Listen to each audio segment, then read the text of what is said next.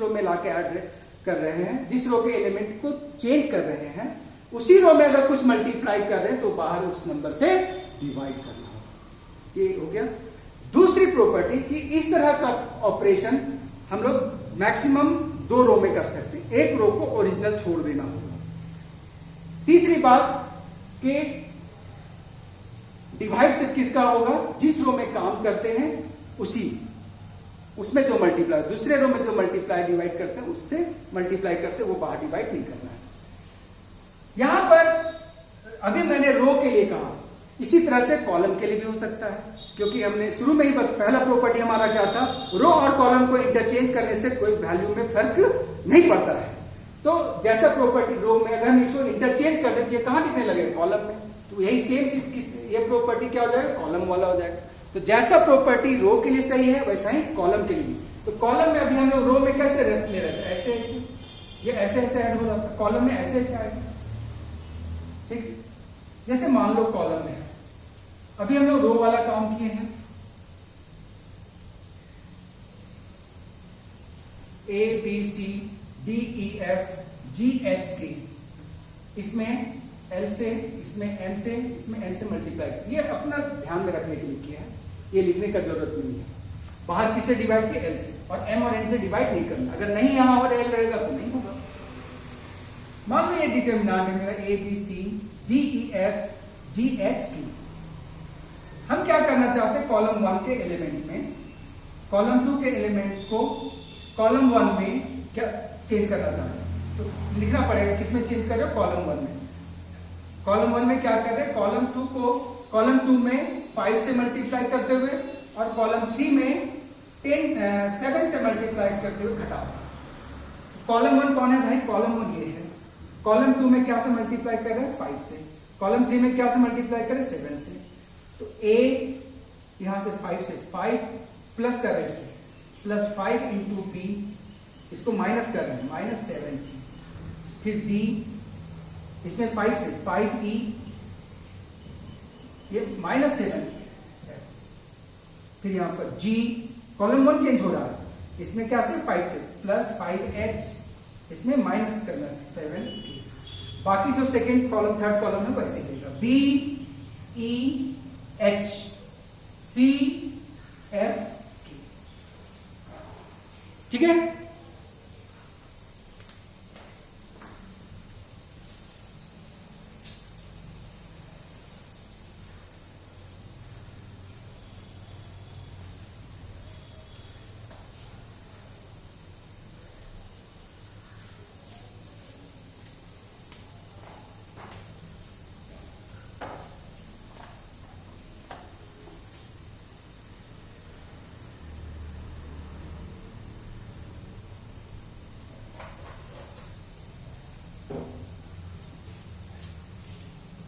ये बहुत ही important property है। इस प्रॉपर्टी नंबर 8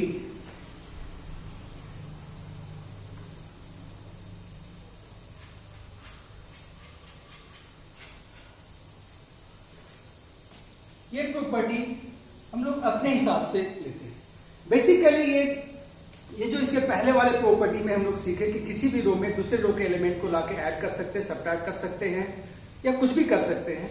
वो चेंज क्यों लाना चाहते हैं, एक तो है कि कभी प्रूफ करना होता है, इसके लिए चेंज लाते हैं कि हमको ऐसा लाना है, तो उसके लाने के लिए देखते हैं क्या क्या करने से वो आ सकता है। दूसरा क्या है कि हम लोग कोई डिटर्मिनेंट को इजीली सॉल्व करना चाहते हैं, इसके लिए उसको यूज करते हैं। उस ऐसा यूज करने से हो सकता है कभी कभी कि 2 रो या 2 कॉलम आइडेंटिकल हो जाए तो हम लोग 0 कह देंगे, या किसी एक कॉलम के सारे एलिमेंट 0 हो जाए तो 0 कह देंगे, या डिटर्मिनेंट के अंदर बहुत ज्यादा जीरो ले आए ज्यादा जगह में, तो क्या होगा, कैलकुलेशन बहुत छोटा था, क्योंकि जहां 0 रहेगा मल्टीप्लाई करने में बहुत सुविधा होगा, 0 होता चला जाएगा। ये मान लिया मेरे पास ये डिटर्मिनेंट है A B C D E F G H K, हम इनको बाउंड्री बोलते हैं। क्या बोलते हैं, बाउंड्री। इस बाउंड्री पे 2 कंटिन्यूअस 0 आ जाए, क्या हो जाए, 2 कंटिन्यूअस 0 हो जाए। सपोज ऐसा 0 0 A B C D E F G, 2 continuous 0 हो जाए, तो जो 2 लगातार 0 बाउंड्री पर अगर हो, तो जहां से स्टार्ट है जिस कॉर्नर से, उसके अगले साइड में चलो, अगले 0 की तरफ। और उससे रो और लास्ट पोजीशन से टर्न कर दो, कॉलम डिलीट कर दो, और वहां जो कॉर्नर में नंबर है वो नंबर बाहर लिखिए और जितना बच रहा है उसका determinant B C E F. अगर सपोज करिए यहां पे ऐसा होगा 0 0 A B C D E F G, तो 2 0 लगातार है यहां पे, तो उस कॉर्नर वाले जीरो से अगले जीरो के साइड में चलेंगे और रो और कॉलम डिलीट कर देंगे। जो कॉर्नर पे नंबर था उसको बाहर कर देंगे और जितना दिख रहा है उसका determinant B C E F. कितना छोटा हो गया, इतना बड़ा डिटर्मिनेंट एकदम तुरंत से निकल गया, बी एफ माइनस सी ई है ना, जी इंटू बी एफ माइनस सी ई। हो सकता है कि इधर भी जीरो रह सकता है, A B C D E F G, तो 2 लगातार जीरो हो बाउंड्री पे, तो कॉर्नर वाले जीरो से स्टार्ट करो, अगले जीरो की तरफ जाके रो और कॉलम डिलीट कर देंगे। जो कॉर्नर पे नंबर है वो नंबर लिखेंगे, जितना बचा है उसका डिटर्मिनेंट कर देंगे, है ना। हो सकता है कि इधर जीरो हो,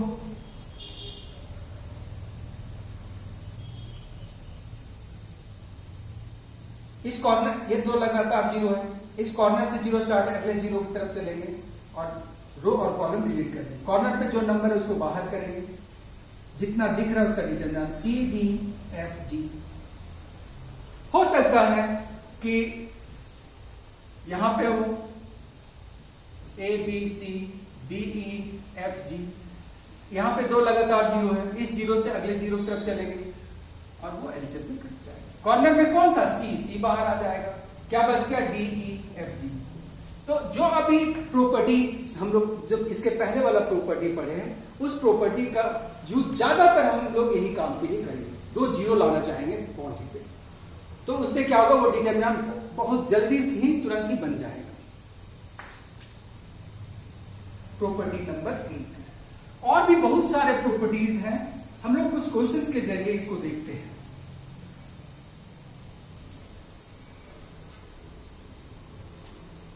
कुछ और प्रॉपर्टीज हैं, हम लोग आगे उसको डील करते चले जाएंगे क्वेश्चंस के साथ साथ।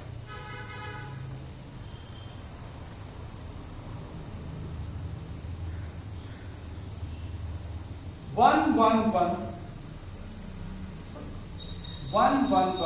ए b A square a square b b square c c square. इस डिटर्मिनेंट को कहेगा prove that this much is equal to a minus b b minus c c minus c. अब देखो यहां पे जो लाना है, अगर हम लोग पुराना जो ओरिजिनल है उससे एक्सपैंड करें तो एक्सप्रेशन आ जाएगा, फिर उस एक्सप्रेशन को फैक्टराइज करेंगे तब ये आएगा। तो दो हमारा अप्रोच हो जाता है, एक तो एक्सपैंड करना फिर फैक्टराइज करना। लेकिन इस केस में अभी हम लोग प्रॉपर्टी से बनाएंगे तो डायरेक्टली यहां पे जाते हैं, क्योंकि ये मल्टीपल के रूप में है, इसका मतलब बाहर कॉमन निकल, एक टाइम में ए माइनस बी कॉमन निकला होगा, फिर एक टाइम में बी माइनस सी कॉमन निकला था। जैसे प्रॉपर्टी में था ना कि किसी रो या किसी कॉलम का में कोई कॉमन फैक्टर हो सभी एलिमेंट्स का, तो उस कॉमन फैक्टर को डिटर्मिनेंट के बाहर ले सकते हैं। अगर ए माइनस बी, इसका मतलब ए माइनस बी कॉमन लिया है होगा, तो हम लोग ए माइनस बी जैसा लाना चाहेंगे। ए माइनस बी कैसे आएगा, ए माइनस बी ऐसे रो 1 और इसमें ए में बी घटेगा, मतलब रो 1 में रो 2 घट जाने से आएगा। बी माइनस सी रो 2 में रो 3 घट, यहां से भी हम लोग को क्लू मिलता है, लेकिन इसको छोड़ो, कैसे करेंगे उसका एलएचएस से चलते हैं। Determinant 1 1 1 A square b b square c c square. आपको क्या करना है, 1 1 ढूंढना है। 1 1 हमारे पास यहां पे है, तो हम लोग क्या करेंगे, 2 जीरो लाना चाहते हैं। इस 1 में इस 1 को सब्ट्रैक्ट करने के 0 आ जाएगा, इस 1 में इस 1 को सब्ट्रैक्ट करके 0 आ जाएगा। 2 जीरो लाना चाहते हैं, तो ये 1 और ये 1 घटे, कैसा है, रो में घट रहा है ना। ये क्या है R1, ये क्या है R2, ये क्या है R3। तो क्या करें, रो 1 में रो 2 को माइनस कर दे रहे हैं, रो 1 में रो 2 को माइनस कर दे रहे हैं, और रो 2 में रो 3 को माइनस कर दे रहे हैं। माइनस करते हैं, रो 1 ये है, इसमें रो 2 माइनस कर देते, 1 में 1 गया 0, a minus B A square minus B square. फिर रो 2 में रो 3 माइनस कर, रो 2 ये है और रो 3 है, इसमें इसको माइनस कर, 1 में 1 गया 0, b minus C B square minus सी स्क्वायर। थर्ड रो में नहीं कर सकते, कोई दो ही जगह पे चेंज कर सकते, 1c ओरिजिनल रखना होगा एक रो। अब दो लगातार जीरो आ गए तो हमने क्या कहा था, जो कॉर्नर वाले जीरो से अगले जीरो के साइड में ऐसे कैंसिल हो जाता है। जितना बच गया है वो आप लिखो, a माइनस बी, और जहां भी कहीं फैक्टराइजेशन दिख रहा है तो उसको तोड़ते हुए लिखो, a square minus B square. Next statement b minus C, B square minus C square, a minus B, इसको फैक्टराइज करते हुए लिखो, a minus B a plus B. जब भी ऐसा क्वेश्चन आएगा फैक्टराइज जरूर होगा, b minus C, b minus C, b plus C. देखो फर्स्ट रो में कॉमन फैक्टर क्या है, a माइनस बी, इससे a माइनस बी कॉमन निकल रहा है, a माइनस बी कॉमन निकल रहा है, इससे क्या कॉमन निकल रहा है, b माइनस सी। हर एक रो से अलग अलग कॉमन आ रहा है ना। यहाँ फर्स्ट रो से a माइनस बी कॉमन निकला, क्या बच गया 1 a plus B. Second row से क्या कॉमन आया, b माइनस सी, क्या बच गया 1 और b प्लस सी।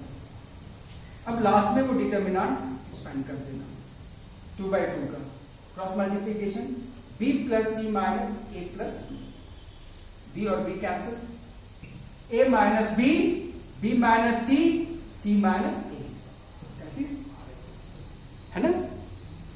तो हम लोग क्या ढूंढेंगे, 1 1 ढूंढेंगे। अभी और दूसरा एग्जांपल देते हैं।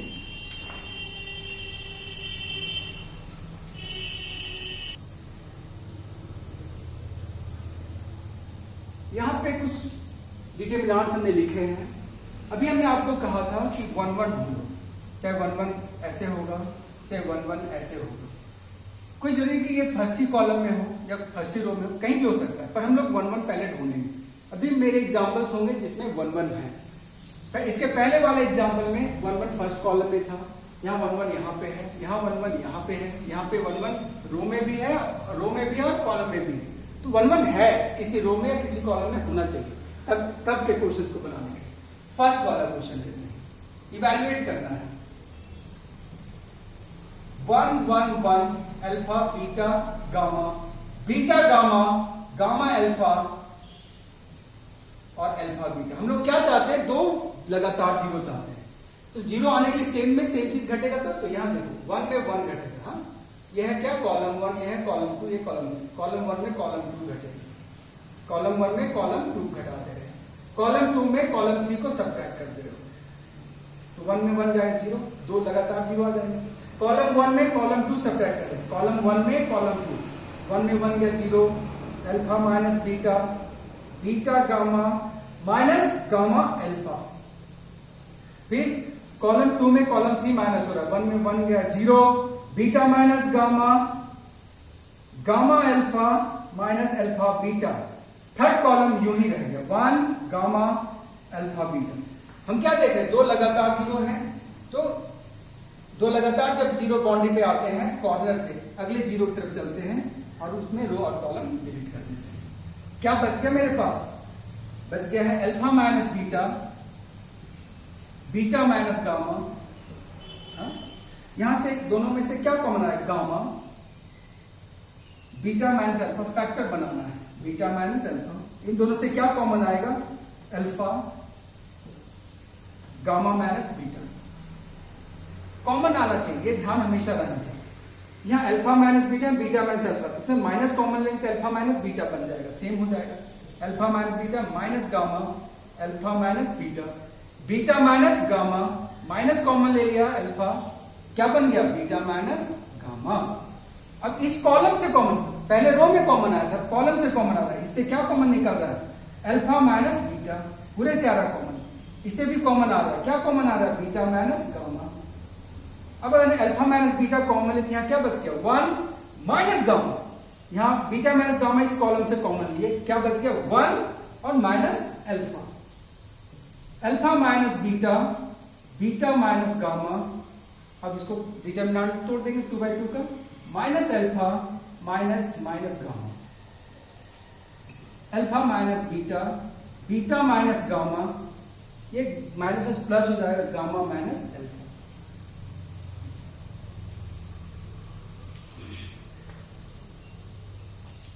सेकेंड क्वेश्चन देखते हैं।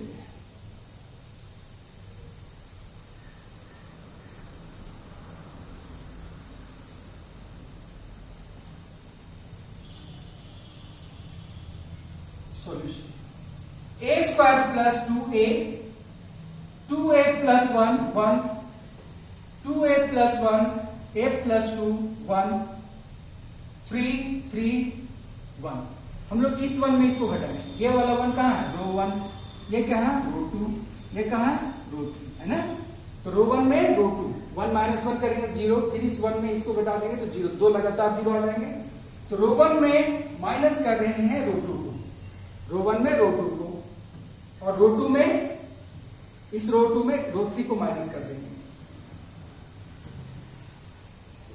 रो 1 में इसको माइनस करेंगे, ए स्क्वायर प्लस माइनस करेंगे तो ये 2a 2a कैंसिल हो जाएगा, ए स्क्वायर माइनस 1, इसमें माइनस करेंगे तो हो जाएगा a माइनस 1, 1 में 1 चला गया तो 0, इसमें इसको माइनस करेंगे तो 2a माइनस 3 माइनस 2 हो जाएगा, इसको इसमें माइनस करेंगे तो a माइनस 1 हो जाएगा, 1 में 1 गया तो 0, 3 3 1, है ना। नहीं समझ में आया? देखते हैं ऐसे,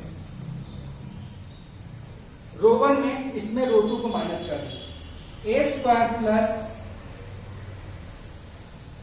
2a में माइनस कर रहे हैं 2a प्लस 1, फिर 2a प्लस 1 में माइनस कर रहे हैं a प्लस 2, 1 में 1 चला गया 0, फिर यहाँ पे 2a प्लस 1, रो 2 में माइनस कर रहे हैं रो 3 को, रो 2 में माइनस कर रहे हैं रो 3 को, 1 में 1 गया तो 0। थर्ड रो, एक रो को ऐसे ही ओरिजिनल छोड़ देना होता है।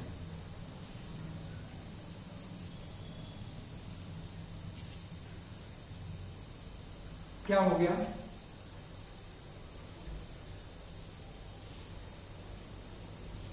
Is equal to a square minus 1, 2a minus 2, 3 a minus 1, a minus 1, 3 0 0। ये यहां से क्या हो जाएगा? दो लगातार 0 कैंसिल,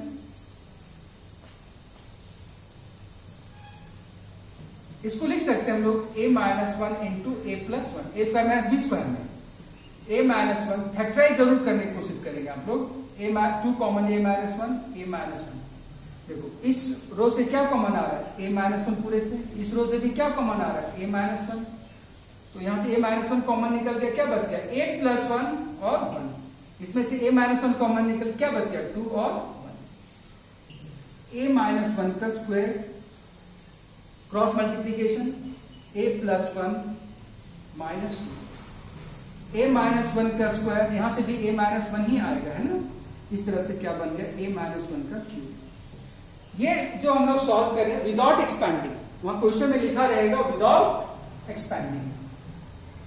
तो जो शुरू में रूल था 1 इंटू दिस दिस, फिर 1 इंटू दिस, वैसा नहीं करना है। वो प्रॉपर्टीज यूज करते हुए दो जीरो बाउंड्री पे लाओ, ज्यादातर में यही रूल से बनता है। थर्ड नंबर में रो में भी है 1 और कॉलम में भी 1 है, तो किधर से भी सोचो, हमको 3 1 चाहिए बाउंड्री पे। रो से सोचिए चाहे कॉलम से सोचिए, किधर से भी सोच सकते हो।